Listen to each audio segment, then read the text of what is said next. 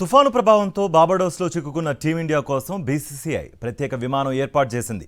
క్రికెటర్లు, వారి కుటుంబ సభ్యులు, టీం సిబ్బంది కలిపి దాదాపు 70 మంది వరకు ఉండడంతో ప్రత్యేక విమానంలో వారిని ఇండియాకు బోర్డు రప్పిస్తోంది.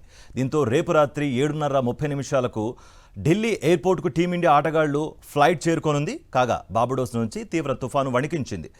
బెరిల్ తుఫాను బార్బడోస్ తీర ప్రాంతంలో అలజడి సృష్టించింది. నిన్న తుఫాన్ తీరం దాటే సమయంలో భారీ వర్షాలు, ఈదురుగాలులతో బార్బడోస్ చిగురుటాకులా గజగజా వణికిపోయింది. నేడు వర్షాలు, గాలులు తగ్గడంతో ఎయిర్పోర్ట్ను అధికారులు పునరుద్ధరించారు. రన్వేను క్లీన్ చేసి మళ్లీ విమానాల రాకపోకలకు ఏర్పాట్లు చేస్తున్నట్లుగా తెలుస్తోంది.